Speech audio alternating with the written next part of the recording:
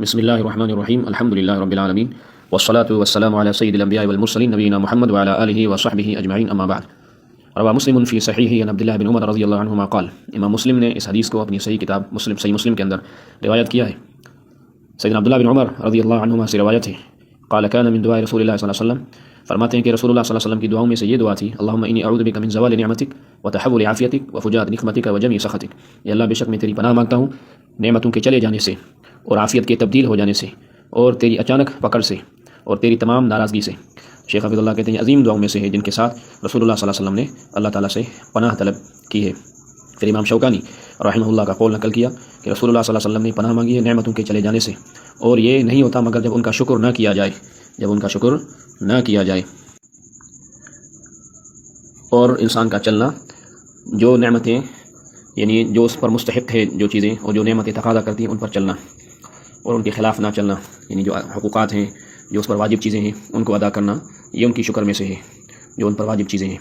اور پھر فرمایا کہ اسی طرح رسول اللہ صلی اللہ علیہ وسلم نے پناہ مانگی عافیت کے چلے جانے اور تبدیل ہو جانے سے، اور یہ عافیت جس کو اللہ تعالیٰ دیتا ہے، جس کو خاص کرتا ہے عافیت کے ساتھ، وہ شخص کامیاب ہو جاتا ہے دنیا آخرت میں، اور عافیت اگر چلی جائے تو اس کو یعنی شر پہنچتا ہے دنیا آخرت میں، کیونکہ عافیت کے ساتھ دنیا اور آخرت کے تمام معاملات کی بھلائی ہے اور اچھائی ہے۔ اور پھر رسول اللہ صلی اللہ علیہ وسلم نے پناہ مانگی یعنی اللہ تعالیٰ کی اچانک پکڑ آنے سے،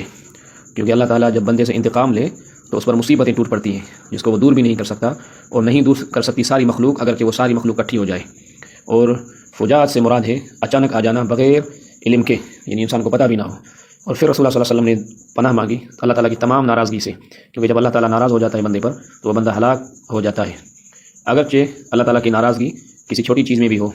یا بالکل ایک ہلکے سبب پر بھی ہو، تب بھی جو ہے وہ اللہ تعالیٰ ناراض ہو سکتا ہے۔ تو اس لیے رسول اللہ صلی اللہ علیہ وسلم الصادق المصدوق نے فرمایا وجمیع سخطک، یعنی تیری تمام ناراضگی سے، تو اس میں مراد ہر ناراضگی ہے، چھوٹی ہو یا بڑی ہو۔ یہاں تک امام شوکانی کا یہ قول تھا۔ پھر شیخ حافظ اللہ نے اپنے الفاظ میں اس کا مفہوم بیان کیا، اللہم انی اعوذ بک من زوال نعمتک، یعنی نعمتوں کا چلے جانا یا اس کا چھین جانا، اور پھر وتحول عافیتک، یعنی عافیت کا تبدیل ہو جانا بندے سے اور منتقل ہو جانا، اور عافیت جو ہے خیر ما اعطیہ العبد، یعنی بہترین بھلائی ہے جو بندے کو دی جاتی ہے، اور نبی صلی اللہ علیہ وسلم کی عظیم دعا میں ہے جو نبی صلی اللہ علیہ وسلم نے اپنے چچا عباس کو سکھائی تھی، یا عباس یا عم رسول اللہ صلی اللہ علیہ وسلم صلی اللہ علیہ وسلم، اے عباس اے رسول اللہ صلی اللہ علیہ وسلم کے چچا، اللہ تعالیٰ سے عافیت کا سوال کیا کریں۔ تو عافیت جو ہے بڑی نعمت ہے اور تمام عظیم نعمت ہے، اگر وہ بندے سے چلی جائے، اور وہ بندے سے تب جاتی ہے، اور عافیت بندے سے تب چلی جاتی ہے، تبدیل ہوتی ہے جب بندہ گناہ کرتا ہے، یعنی گناہوں کی سبب سے اور خطاؤں کے سبب سے۔ اور وہ فجاعت نقمت سے مراد ہے انتقام لینا، پکڑ کرنا، بدلہ لینا، اور یہ انتقام اچانک یعنی اس کے گناہوں کی وجہ سے اور خطاؤں کی وجہ سے، نافرمانیوں کی وجہ سے۔ اور پھر وجمیع سخطک، یعنی تیری تمام ناراضگی سے، مطلب ایسا میں کام کروں جس پر تو ناراض ہو جائے اور وہ کام سبب بن جائے تیری عقوبت، تیری پکڑ کے آنے کا اور عافیت کے چلے جانے کا اور اچانک تیری پکڑ کا۔ پھر شیخ حفیظ اللہ کہتے ہیں کہ شکر جو ہے نعمتوں کی حفاظت کرنے والا ہے، جو نعمتیں موجود ہوتی ہیں اور جو نعمتیں نہیں ہوتی ان کو شکر لے آتا ہے، کیونکہ نعمت کا جب شکر کیا جاتا ہے تو وہ برقرار رہتی ہے، اور جب ناشکری کی جاتی ہے تو وہ نعمت چلی جاتی ہے۔ تو مسلمان پر واجب ہے کہ اللہ تعالیٰ کا شکر کرے، اللہ تعالیٰ کی نعمتوں پر، اللہ تعالیٰ کے فضل اور احسان پر، اور اللہ تعالیٰ سے سوال کرے کہ اللہ تعالیٰ اس کو شکر کی توفیق دے، اور اللہ تعالیٰ سے پناہ مانگے کہ اس کی نعمت جو ہے وہ تبدیل ہو جائے ناشکری کی وجہ سے۔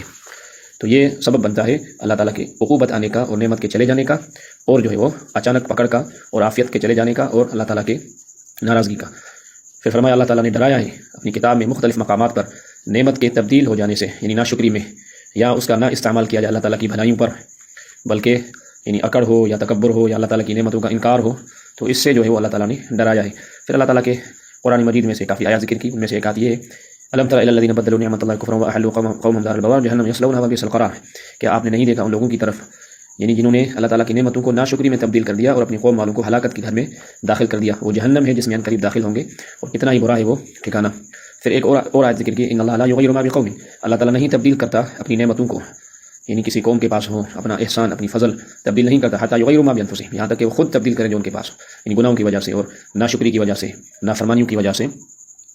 اور پھر شیخ حافظ اللہ کہتے ہیں اللہ تعالیٰ نے ذکر کیا ہے اپنی کتاب کے اندر، یعنی ایسے لوگوں کی خبریں جن کو اللہ تعالیٰ نے ہلاک کر دیا، یعنی ناشکری کی نعمتوں کے ناشکری کے سبب ان کو ہلاک کر دیا، تاکہ عبرت حاصل کریں جو عبرت حاصل کرنا چاہتا ہے، اور نصیحت حاصل کرے جو نصیحت حاصل کرنا چاہتا ہے۔ تو سعادت مند وہ ہے جو نصیحت کیا جائے دوسرے کے ساتھ، اور بدبخت وہ ہے من اتبع بھی غیر، جس کے ساتھ دوسرا بندہ نصیحت حاصل، یعنی اس کو دیکھ کر کہ اللہ تعالیٰ نے اس کا کتنا برا انجام کر دیا، اس سے جو ہے وہ دوسرا پھر سیکھ جاتا ہے، تو یہ بدتر لوگ ہیں۔ پھر اللہ تعالیٰ کے قرآن میں سے کچھ آیات شیخ حفیظ اللہ نے ذکر کی ہیں۔ ان میں سے ایک آیت یہ ہے کہ اللہ تعالیٰ نے مثال بیان کی ایک بستی کی جو امن میں تھی اور اطمینان میں تھی، اس کا رزق جو ہے آسانی سے ان کے پاس ہر جگہ سے آتا تھا، تو ناشکری کی اللہ تعالیٰ کی نعمتوں سے انہوں نے ناشکری کر دی، تو اللہ تعالیٰ نے ان کو چکھا دیا بھوک کا جو ہے عذاب اور خوف کا عذاب ان کے اعمال کی وجہ سے، یعنی ان کے برے اعمال کی وجہ سے اور ان کے برے فعلوں کی وجہ سے اللہ تعالیٰ نے ان کو یہ سب چکھا دیا، بھوک اور خوف دے دیا۔ پہلے نعمتیں تھیں، اس کو نعمتوں کو تبدیل کر دیا بھوک اور خوف کے اندر۔ پھر شیخ حافظ اللہ کہتے ہیں کہ واجب ہے اللہ تعالیٰ کی تقویٰ کا اپنانا اور سخت ڈرنا اللہ تعالیٰ کی نعمتوں کی ناشکری سے، اور جان لیں جو اللہ تعالیٰ کی نعمتوں کی ناشکری کرتا ہے اگر انہوں نے جلدی توبہ نہیں کی تو ان کے لیے کوئی جگہ نہیں، کوئی جو ہے وہ پناہ نہیں دو کاموں میں سے، یا تو اللہ تعالیٰ ان کو جلد عقوبت دے دے گا، سزا دے دے گا، پکڑ کرے گا ان کی، جس کے ساتھ ان کی نعمتیں چلی جائیں گی اور عافیت بھی تبدیل ہو جائے گی اور ان پر جو ہے وہ اللہ تعالیٰ کی سزا ٹوٹ پڑے گی، ایک چیز یہ ہے، یا اللہ تعالیٰ ان کو ڈھیل دے دے گا ان کی نعمتوں میں، یعنی مہلت کے طور پر پھر اچانک اللہ تعالیٰ ان کو پکڑ دے گا، جس طرح اللہ تعالیٰ کا فرمان ہے اَيَحْسَبُونَ أَنَّمَا نُمِدُّهُم بِهِ مِن مَالٍ وَبَنِينَ نُسَارِعُ لَهُم فِي الْخَيْرَاتِ بَل لَا يَشْعُرُونَ، کیا یہ لوگ سمجھتے ہیں کہ ہم ان کو جو دے رہے ہیں مال اور اولاد، کیا ہم ان سے بھلائی کر رہے ہیں، اچھائیوں میں اچھائیاں کر رہے ہیں، بلکہ یہ لوگ شعور نہیں رکھتے، مطلب کہ ان کو اللہ تعالیٰ نے ڈھیل دے دیے اور وہ سمجھتے نہیں۔ تو اس لیے سب سے زیادہ جو فائدہ مند ہے لوگوں کی نصیحت میں اور دلوں کے جگانے میں ان کی غفلت سے یہ کہ وہ یاد کریں اللہ تعالیٰ کی نعمتوں کو جو ان پر ہے، اللہ تعالیٰ کی نعمتوں کا شکر کریں، اور اللہ تعالیٰ نے اپنی کتاب میں قرآن مجید میں کافی ان چیزوں کا ذکر کیا ہے، جس طرح تعالیٰ کا فرمان ہے اے ایمان والو اذکروا نعمت اللہ علیکم یا ایھا الذین آمنوا اذکروا نعمت اللہ علیکم، اے ایمان والو تم یاد کیا کرو جو اللہ تعالیٰ نے تم پر نعمتیں کی ہیں۔ پھر شیخ حافظ اللہ نے یعنی وفی ذکر العبد لنعمت اللہ علیہ فوائد عظیمہ و منافع متعددہ، یعنی اللہ تعالیٰ نے جو بندے پر نعمتیں کی ہیں ان کے جو ہے وہ بڑے فائدے اور عظیم فائدے ہیں، مختلف فائدے ہیں، پھر ان کا ذکر کیا ہے۔ سب سے بڑا یہ فائدہ ہے کہ بے شک بندہ جو ہے جب یاد کرتا ہے اللہ تعالیٰ کی نعمت کو، اس کے فضل کو اور اللہ تعالیٰ کے احسان کو، اور خالص کرتا ہے اللہ تعالیٰ کے لیے دین، تو نہیں وہ جگہ لیتا صرف اللہ تعالیٰ کی طرف، اور نہیں وہ مدد طلب کرتا مگر اللہ تعالیٰ کے ساتھ، اور نہیں بھروسہ رکھتا مگر اللہ تعالیٰ پر، ولم یصرف شیئا من ذلی وخضوع الا للہ، اور نہیں وہ جھکتا اور جو ہے اپنے آپ کو جھکاتا اللہ تعالیٰ مگر اللہ تعالیٰ کے سامنے، لأنه وحده جل في علاه المتفضل المنعم لا شریک له، کیونکہ وہی جو ہے وہ احسان کرنے والا ہے، وہی جو ہے بھلائیاں دینے والا ہے، اس کا کوئی شریک نہیں۔ یہ بڑا فائدہ ہے سب نعمتوں کے شکر کا، کہ جب بندہ اللہ تعالیٰ کی نعمتوں کا ذکر کرتا ہے تو اللہ تعالیٰ اس کو یہ چیزیں عطا کر دیتا ہے، اور ان میں سے ایک یہ بھی ہے کہ اس میں بندے کے لیے فائدہ ہوتا ہے کہ بندہ اللہ تعالیٰ کے لیے اپنا چہرہ سپرد کر دیتا ہے، اللہ تعالیٰ کے لیے فرمان بردار ہو جاتا ہے اور اللہ تعالیٰ کی طرف ہی لوٹتا ہے، جس طرح اللہ تعالیٰ نے ذکر کیا ہے قرآن مجید میں کافی آیات میں۔ اور ان میں سے یہ بھی ایک فائدہ ہے جب بندہ یاد کرتا ہے اللہ تعالیٰ کی نعمتوں کو تو اس غرور جو ہے وہ اس کو دفع کرتا ہے، اور جو تعجب ہوتا ہے اس کے اندر اس کو، کیونکہ بندہ جب اللہ تعالیٰ کی نعمتوں کو یاد کرتا ہے جو اللہ نے اس کو دی ہے، صحت ہو یا مال ہو یا جو اللہ تعالیٰ نے اس کا اچھا ذکر نام رکھا ہے، تو یہ صرف اللہ کا فضل ہے جو اللہ نے دیا ہے، اس کی کوئی جو ہے وہ اس میں طاقت اور قوت بندے کی اس میں نہیں، تو اس سے غرور اور تعجب چلا جاتا ہے۔ اسی لیے اللہ تعالیٰ نے اپنے قرآن میں ذکر کیا